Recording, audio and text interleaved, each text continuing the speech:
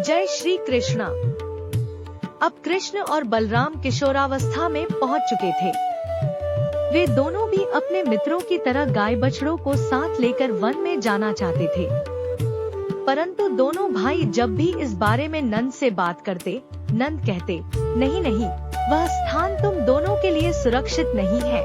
इस पर दोनों भाई मन महसूस कर रह जाते, परंतु प्रतिदिन वे यही प्रयत्न करते रहे कि उनके बाबा उन्हें भी गोचारण के लिए जंगल जाने दें।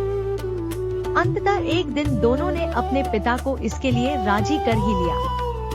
उसके बाद कोई दिन ऐसा न होता कि कृष्ण बलराम अपनी मित्र मंडली के साथ गाय बछड़ों को लेकर जंगल न जाते।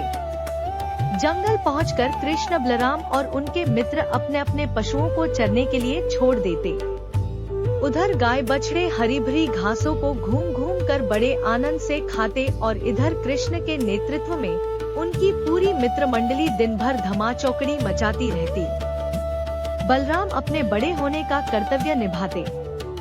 वे इस बात का सदैव ध्यान रखते कि कहीं कोई अधिक शैतानी तो नहीं कर रहा। जंगल पहुंचने के बाद कृष्ण की मित्र मंडली उन्हें घेर लेती और तब कृष्ण सबको उस दिन के नए खेल के बारे में बताते। फिर सभी मित्र खेल में मग्न हो जाते। कृष्ण के मित्रों को बड़ा आश्चर्य होता कि आखिर कान्हा इतने सारे नए नए खेलों के बारे में कैसे जानता है। खेल समाप्त होते होते सभी को भूख लग जाती। फिर किसी पेड़ के नीचे बैठकर सब एक दूसरे की पोटली में से चीजें निकाल निकाल कर बड़े आनंद से खाते। उसके बाद पूरी मित्र मंडली वहीं छाया में आराम करने के लिए कुछ देर के लिए लेट जाती। इस प्रकार कुछ देर आराम करने के पश्चात वे सब आसपास के वृक्षों पर चढ़कर तरह तरह के मीठे फलों का स्वाद उठाते। पुनः उन सबका एक नया खेल शुरू हो जाता। कोई कहीं छुप जाता और सभी मित्र उसे ढूंढने लगते। ऐसे ही बारी बारी से हर कोई छुपता और अन्य मित्र उसे खोजा करते। सभी मित्रों में कृष्ण को खोज पाना सबसे कठिन था, क्योंकि वह ऐसे ऐसे स्थानों में छुप जाया करते थे जहां जाने की कोई सोच भी नहीं सकता था। शाम होने पर सभी मित्र कृष्ण के पास इकट्ठा हो जाते और तब मित्रों के आग्रह पर कृष्ण बांसुरी बजाने लगते। बांसुरी की तान में सभी मित्र ऐसे खो जाते जैसे उन सब पर किसी ने जादू कर रखा हो।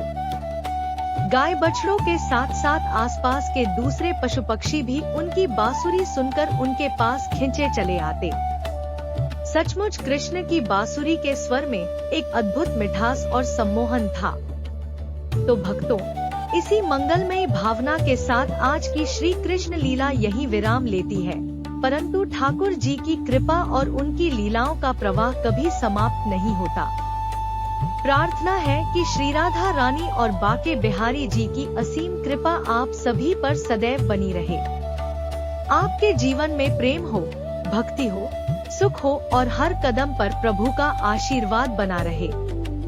यदि आज की यह दिव्य कथा आपके हृदय को स्पर्श कर गई हो, तो इसे अपने तक सीमित मत रखिए।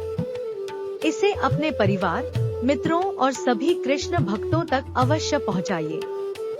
वीडियो को लाइक करें, हमारे चैनल को सब्सक्राइब करें, ताकि श्री कृष्ण की हर नई लीला और कथा का आनंद सबसे पहले आप प्राप्त कर सकें।